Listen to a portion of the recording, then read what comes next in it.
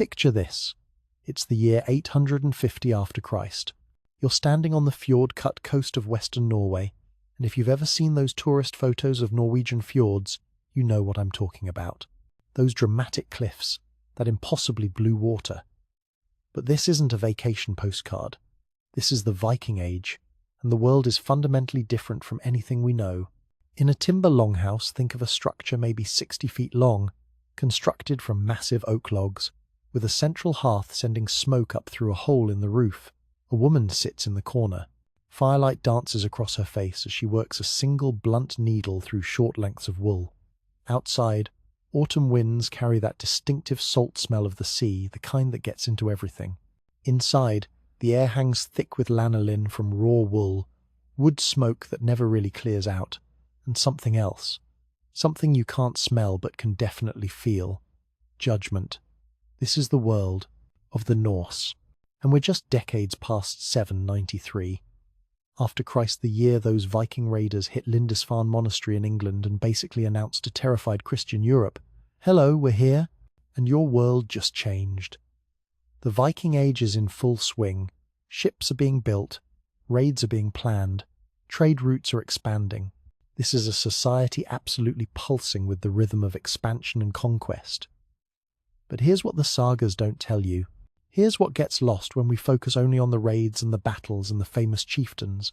There's an entire hidden economy operating in these domestic spaces that history rarely bothers to illuminate. Look around this longhouse interior. You've got women working at upright looms, and these aren't little hobby looms we're talking about. These are serious pieces of technology, maybe 6 feet tall, with weights hanging from the threads to maintain tension. The rhythmic clack-clack-clack of the loom beams provides constant background music to daily life. Other women are carding wool, their movements practiced and efficient in a way that only comes from doing something 10,000 times.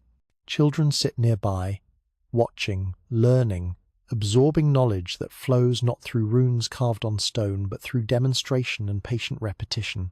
And here's the thing that'll blow your mind. These textiles, they represent extraordinary value. We're talking about a single well-made sailcloth potentially being worth more than a sword.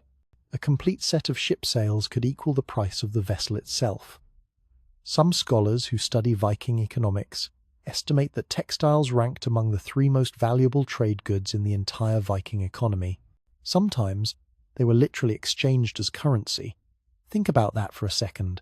The stuff these women are making in the corner of the longhouse, work that's happening while the men are out doing important things. This work is driving a significant portion of the Viking economy. But here's the contradiction. Despite this economic centrality, despite the fact that Viking expansion literally couldn't happen without these textiles, the work occupies this weird contradictory position in Viking consciousness. Men conquer, right? They go out, they raid, they come back with silver and amber and glory. Women maintain and produce. Their labor is essential, absolutely essential, but taken for granted. The Norse worldview divides existence pretty sharply along these lines. Men's work happens in the bright world of action and achievement. Women's work unfolds in the domestic shadows. Necessary, yes. Unglamorous, definitely. Even the gods reflect this division. You've got Odin and Thor commanding lightning and battle, doing the dramatic stuff. Meanwhile, Frigg and the Norns, powerful female deities, they're working with thread and fate. Powerful, operating behind the scenes, but behind the scenes nonetheless. Into this. The world of established practice and crystal-clear expectations comes our protagonist. And I wish I could tell you her name. I really do. But she's lost to history in the way that most Viking women are lost to history. What survives isn't her name, it's her technique.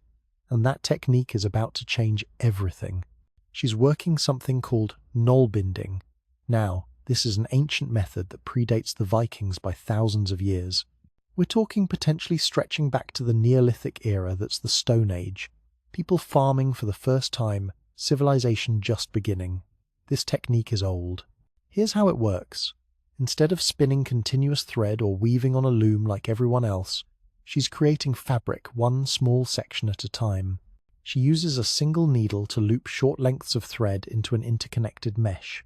Each stitch connects to multiple others, creating a structure so interwoven that cutting it in one place doesn't unravel the whole piece. And immediately she's getting pushback. The elder women are shaking their heads. This method takes longer than traditional spinning and weaving. Why would you complicate simple work? The younger women are whispering, exchanging glances. Why would you draw attention to yourself by working differently? But the harshest judgment? That comes from the men. When warriors return from sharpening weapons or repairing ships, when they walk into the longhouse and see her hunched over her work, the mockery begins. And it's not gentle teasing, it's pointed. Still wasting time on that useless fancy work? One calls out, drawing laughs from his companions. My grandmother could spin 3 times that much thread in the same time. Another one adds, perhaps if you worked properly instead of playing with needles, you would finish before winter. Now, you might think this is just casual mockery. Just guys being guys. Whatever. But it cuts deeper than that. This mockery is reinforcing social order. It's reinforcing established hierarchies. Because here's the uncomfortable truth. Innovation from unexpected sources threatens the comfortable certainty of how things have always been done. Think about it from their perspective. If a woman, someone from the domestic sphere, someone doing lesser work if she can improve upon traditional methods, what other assumptions might prove false? What other parts of their worldview might be wrong? Better to laugh, better to dismiss, better to maintain the world as everyone understands it. But she persists. Her fingers move with this meditative precision, creating fabric of unusual density and strength. She's making socks, mittens, caps, practical items for a climate that will absolutely kill you if you're unprepared. And she's experimenting, testing different wool qualities, figuring out which fibers work best for which purposes, developing patterns and techniques, refining the method through patient trial and error. And here's the crucial detail, the thing that's going to change everything. She begins applying this technique to sailcloth repair, creating patches that bond to the original fabric with unusual integrity. Now, the stakes are set. We've got this fundamental question on the table. In a society that values strength, practicality, and proven methods above absolutely everything else, can innovation from an unexpected source overcome entrenched mockery? Can this woman, sitting in the corner of a longhouse absorbing ridicule, prove that her useless technique actually works? The answer isn't going to come through argument. It's not going to come through persuasion or debate. In the Viking world, there are ultimate arbiters of truth, and they're pretty simple: survival and success on the unforgiving sea. And the sea? The sea is about to deliver its verdict. The summer of 862, after Christ, brings perfect raiding weather to the Norwegian coast. And when I say perfect, raiding weather, I mean exactly what Vikings mean by it. Steady winds, clear skies, seas calm enough for longship navigation, but not so calm that you're sitting dead in the water, waiting for wind to fill your sails. 2 longships are preparing for a trading expedition. The destination, Orkney Islands first, then possibly onward to the Irish coast, where Dublin's growing Viking settlement offers profitable exchange opportunities. Maybe they'll trade, maybe they'll raid. Vikings were remarkably flexible about these distinctions depending on what opportunities presented themselves. These ships represent the absolute height of Norse shipbuilding technology.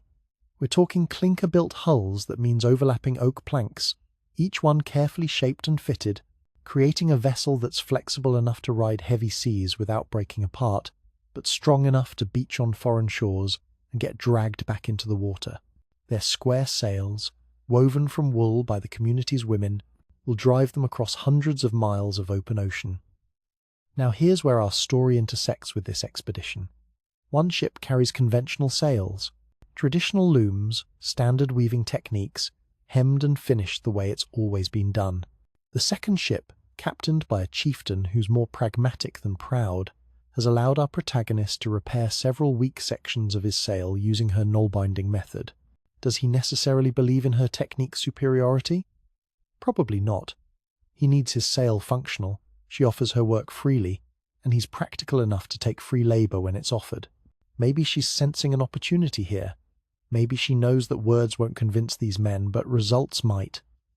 The voyage begins smoothly. Summer winds fill the sails, the ships cut through relatively calm seas, crews are confident, holds are ready for whatever fortune brings their way. The men joke and boast, their voices carrying across the water between the two. The vessels. Some of them notice the patches on the second ship's sail, and the teasing resumes. Is your captain so poor he lets women cobble his sails together? 3 days into the journey, the weather turns. Now, if you've never been on the ocean when weather turns bad, I mean really bad, it's hard to convey just how quickly the situation can go from "this is fine" to "we might actually die." The sky darkens from blue to this iron-grey colour. The wind shifts from steady to violent. The sea transforms from rolling swells to something much more dangerous. The experienced sailors aboard both ships read the signs immediately. A serious storm is approaching. They alter course, trying to reach land before the worst hits. But the storm moves faster than anticipated.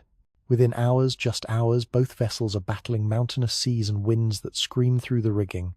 And this is when superior technology makes the difference between survival and disaster. The first ship's traditional sail develops a tear along a seam, under the tremendous stress of storm winds, and we're talking about forces that can snap a grown man's arm if he gets caught wrong in the rigging. That tear extends rapidly. The crew scrambles to lower the damaged sail before it rips completely, but in the chaos, in the spray, in the waves washing over the deck, they struggle. More of the sail tears away. With propulsion compromised and the storm worsening, the crew isn't thinking about completing their voyage anymore. They're fighting simply to keep their ship from capsizing or being driven onto rocks. The second ship encounters the exact same violent conditions. Same storm, same mountainous waves, same screaming winds. But the knoll-binding reinforced sail maintains integrity. The patches hold firm. That interconnected structure, the way each stitch connects to multiple others, it's distributing stress in ways that prevent the catastrophic propagation of tears. The sail stays, functional throughout the storm. Now, let me be clear, this is still a harrowing experience. Viking ships in storms always dance with death. These aren't modern vessels with engines and radio communication and Coast Guard rescue if things go wrong, but the second vessel maintains control and maneuverability that its sister ship has lost. And in a storm at sea, that difference is everything. Both ships survive. Both eventually limp into harbour on the Orkney Islands, crews exhausted, grateful to touch land, probably making promises to various gods that they'll definitely forget once they're safely ashore. But the contrast in their conditions speaks volumes. The first ship requires extensive sail repair before it can continue. We're talking days of work, maybe weeks. The second ship needs only minor adjustments. But more significantly, and this is the crucial point, every man aboard both vessels now understands something that words could never have conveyed. The woman's useless. Technique produces measurably superior results under conditions where superiority matters absolutely. The silence of mockery transforms into urgent questioning. How does she create such strong fabric? What exactly is her method? Can she teach it? Will she teach it? The power dynamic shifts in a single storm. Knowledge that was dismissed as impractical fancy work suddenly becomes a strategic asset. The woman who sat in the longhouse corner absorbing ridicule now fields requests from chieftains and ship captains. Let me explain the technique itself, because it's actually pretty elegant in its simplicity. Unlike weaving, which interlaces two separate sets of threads at right angles to each other, or later knitting, which creates interlocking loops from continuous yarn, knoll binding uses short thread segments looped through each other with a blunt needle. Each new stitch passes through multiple previous stitches, creating connections in several directions simultaneously. The result resembles chainmail in principle. Damage to one section doesn't compromise the whole. Cut a knitted or woven fabric and it unravels from that point. Cut knoll binding and only the immediate area is affected. This structural integrity proves ideal for high-stress applications. Sails endure tremendous forces. Wind pressure measured in tons, sudden gusts that can double that pressure instantly, the constant flexing as ships ride waves. Traditional weaving creates fabric where stress concentrates along thread lines, making tears likely to propagate once they start. Null binding distributes stress throughout the interconnected structure. Beyond sails, the technique produces mittens that survive months of shipboard wear, and if you've ever worked outdoors in freezing temperatures, you know how quickly normal gloves fall apart. Socks that protect feet in waterlogged boots, caps that maintain warmth even when soaked in spray. Word spreads along the trading networks that connect Viking. Communities from Norway to Iceland, from the Orkney and Shetland Islands to the Irish coast, a chieftain returning to his home fjord brings the story. A merchant carries the tale to the trading centre at Birka in Sweden, major commercial hub.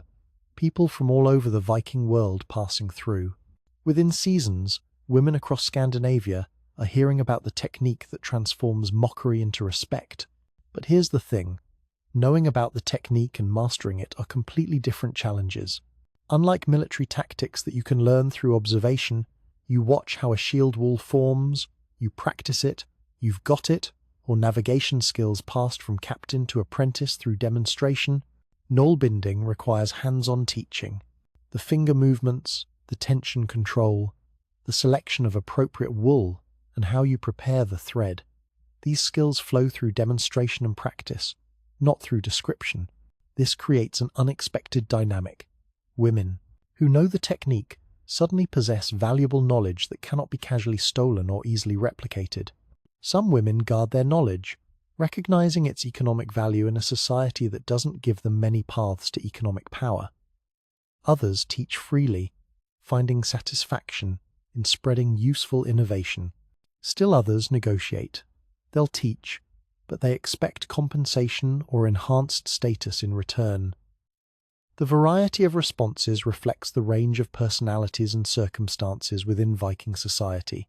These are real people making real choices, as complex and individual as anyone you'd meet today. And here's where the mockery comes full circle. And I've got to say, there's some poetic justice in this. Men attempt to learn the technique themselves. Warriors whose thick, sword-calloused fingers excel at gripping axes and oars, at controlling a ship's tiller in rough seas. These same hands struggle with the delicate precision required for fine thread work. Some succeed through sheer determination and practice. Many fail, and they grudgingly acknowledge that this simple women's work requires genuine skill developed through years of practice. A few men take to it naturally, discovering aptitude they never knew they possessed, which probably causes its own interesting conversations in the longhouse. The technique spread accelerates. What began as one woman's persistence becomes a movement of practical innovation sweeping through Norse culture. Communities that adopt knoll binding gain competitive advantage in the constant struggle for survival and prosperity that defines Viking Age existence. The thread revolution has begun, and it's about to enable an expansion that will reshape the medieval world. The decades following 870 after Christ witness explosive Viking expansion across an area that's hard to wrap your mind around. We're talking about Norse influence stretching from North America to the Middle East, from the Arctic to the Mediterranean, and superior textiles enable more of this growth than the sagas focused as they are on warriors and battles ever acknowledge. Consider this. Around 874 after Christ, approximately 30 ships departed Norway for Iceland. They're carrying settlers to an island that, as far as archaeological evidence suggests, had been uninhabited except for maybe a handful of Irish monks who definitely weren't prepared for what was coming. These settlers' success depended on more than courage and navigation skill, though both were essential. They needed sails that would survive North Atlantic crossings, and if you've seen documentaries about North Atlantic weather, you know we're talking about some of the most hostile sailing conditions on Earth. They needed clothing that would function in subarctic winters. They needed gear that would endure long enough for communities to establish themselves and begin local production. Knoll-binding reinforced equipment provided crucial margins of survival. Iceland's settlement illustrates the technique's strategic value perfectly. The island's climate challenged even experienced Norse farmers and herders who'd spent their lives in Scandinavia. Winter temperatures plunge below freezing for months at a time. Storms sweep in from the Atlantic with devastating force. Traditional Viking clothing and equipment, barely adequate for Scandinavian winters, proved insufficient for Iceland's harsher conditions. but mittens created through knoll binding, thick, dense, virtually indestructible, meant the difference between functioning hands and crippling frostbite. And if you can't use your hands, you can't build shelter, can't care for livestock, can't do the 1,000 tasks that survival demands. Socks that survived months of wear kept feet healthy enough for the constant physical labor that settlement demanded. Caps that retained warmth even when wet with snowmelt protected against exposure and hypothermia. The archaeological evidence speaks clearly across centuries. Excavations throughout Iceland reveal knoll-binding fragments in early settlement contexts, suggesting colonists either brought the technique with them or adopted it immediately upon arrival. The famous finds from Herjolfsnes in Greenland, though slightly later, we're talking 11th and 12th centuries, show knoll binding used extensively in the even more extreme conditions of Norse Greenland. Every fragment represents not mere clothing, but survival technology that enabled human habitation in places that would otherwise have killed the unprepared. Beyond survival, the technique influences Viking military and economic expansion in ways that ripple through European history in directions historians are still mapping out. Consider the Viking routes into Russia via the Dnieper and Volga river systems. Norse traders and warriors penetrated deep into the continent, establishing settlements and trading posts that stretched from Scandinavia all the way to Constantinople. We're talking thousands of miles. These expeditions required ships that could survive both sea voyages and river travel. And here's the thing people don't always realize. These ships were often being portaged overland between waterways. You're literally dragging your ship across land to reach the next river. The wear and tear is immense. Ship repairs using knoll-binding created patches proved more reliable than traditional methods, allowing vessels to continue functioning far from home ports with skilled sailmakers. You're weeks, maybe months from the nearest Norwegian fjord with a proper workshop. Your ability to make field repairs determines whether you complete your voyage or you're stranded. The legendary Varangian Guard Viking warriors, who served Byzantine emperors as elite troops from approximately 980. After Christ onward, carried equipment and clothing created using techniques that included knoll binding. Archaeological finds from Constantinople and the Black Sea region include Norse textile fragments showing the characteristic structure. These warriors impressed Byzantine authorities not only with their fighting prowess, but with the quality of their equipment. And this matters because it opens profitable trade relationships between Scandinavia and the wealthiest empire of the medieval world. Constantinople is the richest city in Europe at this time. Getting access to Byzantine markets is like getting access to New York and London and Tokyo all rolled into one. The social transformation within Viking communities unfolds more subtly, but no less significantly. Women's work gains new respect, though, let's be clear. Viking society never approaches anything like gender equality by modern standards. But the economic value of superior textile production creates space for female influence and autonomy that's rarely available in medieval Europe. Wealthy women who master knoll binding and other advanced techniques can accumulate personal wealth through trade. Some burial finds suggest professional identity. Women interred with their tools, their knoll-binding needles placed among grave goods alongside jewelry and other valuables. These items defined their identity as much as weapons defined warriors. The technique adapts to regional variations as it spreads, which tells us people aren't just blindly copying, they're innovating, improving, adapting to local conditions. Norwegian coastal communities develop approaches suited to maritime applications. Sail reinforcement, water-resistant treatments. Swedish inland settlements focus on cold-weather clothing. Icelandic practitioners innovate with local wool breeds, discovering that certain fiber characteristics work better for knoll binding than others. Danish Vikings, applying the technique in their Danelaw territories in England. The parts of England under Viking control create items suited to that different climate and cultural context. This regional diversity demonstrates the technique's flexibility and its integration into the full spectrum of Viking life. It's not staying in some separate women's craft category. It's woven, pun intended, into everything. Trade networks expand specifically around high-quality textile production. Certain communities gain reputations for superior work.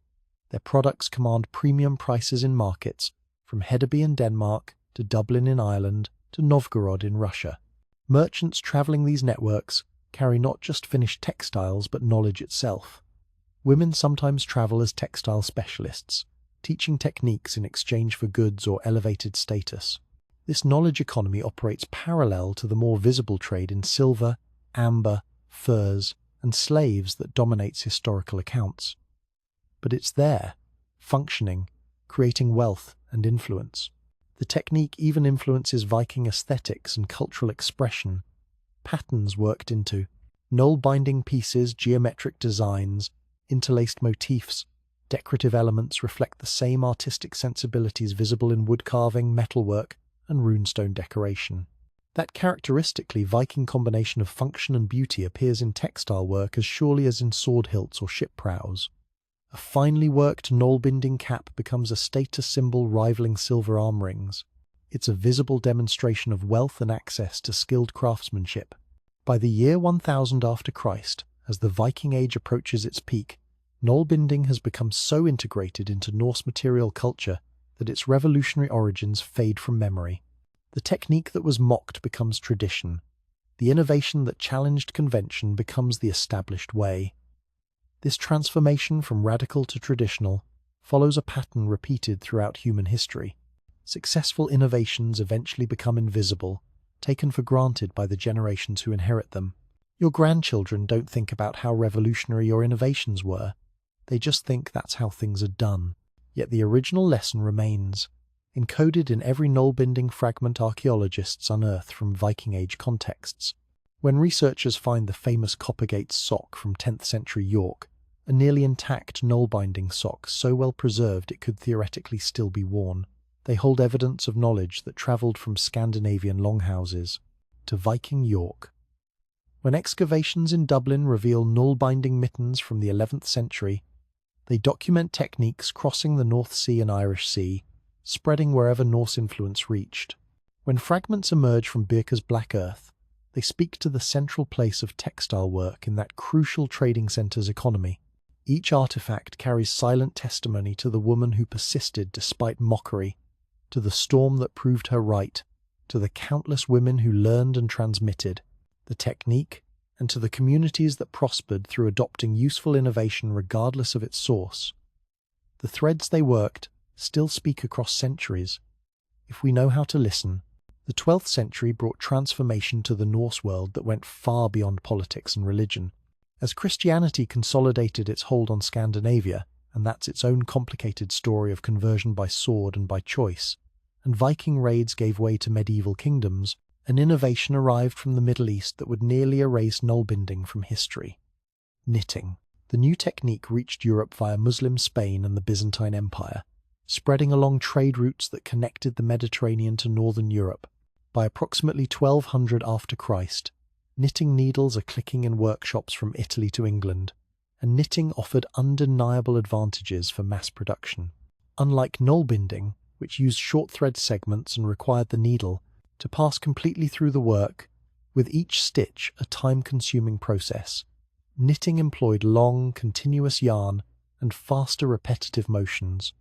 A skilled knitter could produce a sock in hours rather than days. For commercial workshops supplying growing urban populations, for merchants seeking inventory to trade, for households needing warm clothing quickly, knitting proved superior in speed and scalability. The economic logic was crystal clear. Knoll-binding's advantages, superior durability, damage resistance, structural integrity, mattered most in extreme conditions where gear failure meant danger or death. Viking Age conditions, North Atlantic voyages, subarctic winters, military expeditions into hostile territory.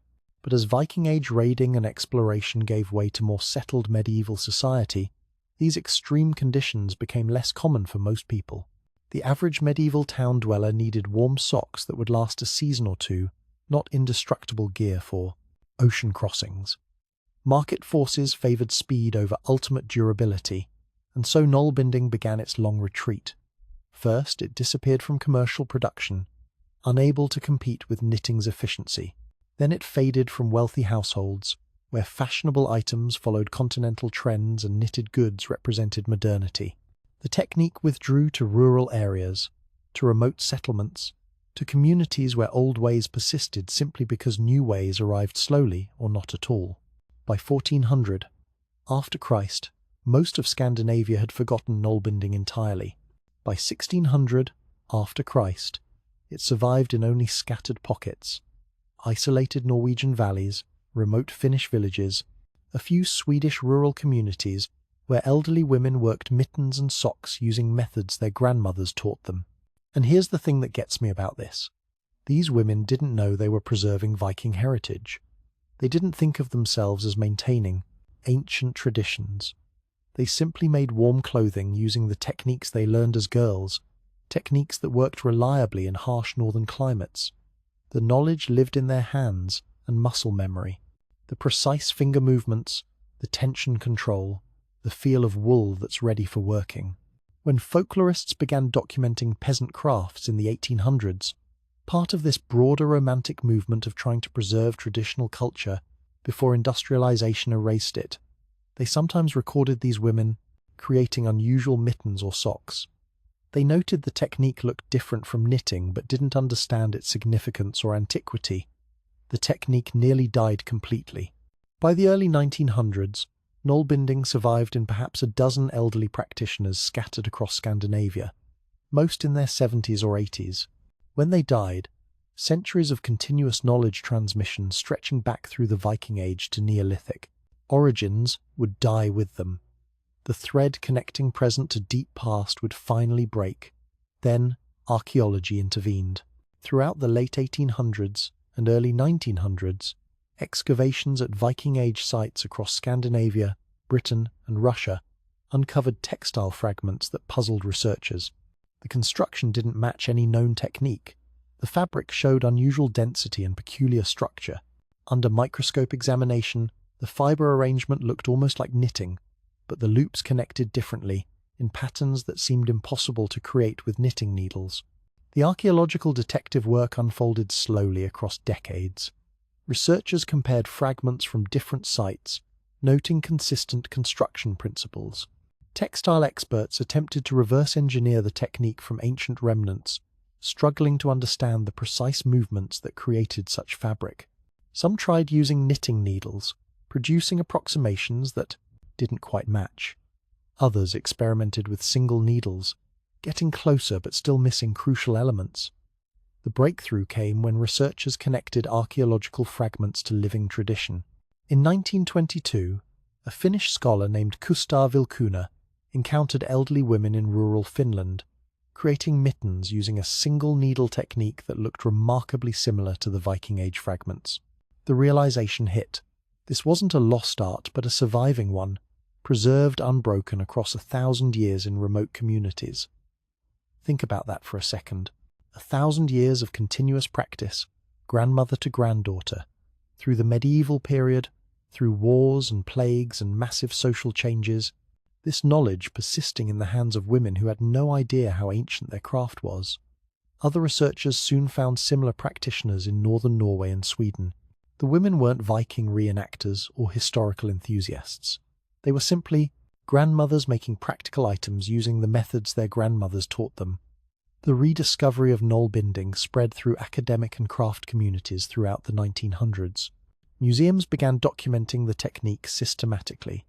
Fiber arts enthusiasts learned from the elderly practitioners while they still lived. Anthropologists recorded the full process on film before the last traditional knowledge holders died. By 1970, knollbinding existed in both forms, as ancient archaeological evidence and as documented traditional craft. The late 1900s and early 21st century brought unexpected revival. Historical reenactors seeking authentic Viking Age clothing learned knollbinding to create period-accurate gear. The slow craft movement reacting against disposable consumer culture, against planned obsolescence, discovered a technique that embodied durability and quality. Fiber artists drawn to unusual methods found a challenging 21 practice with ancient roots. Online communities formed, sharing patterns and variations. YouTube tutorials reached millions, teaching knollbinding to global audiences who would never have encountered it otherwise.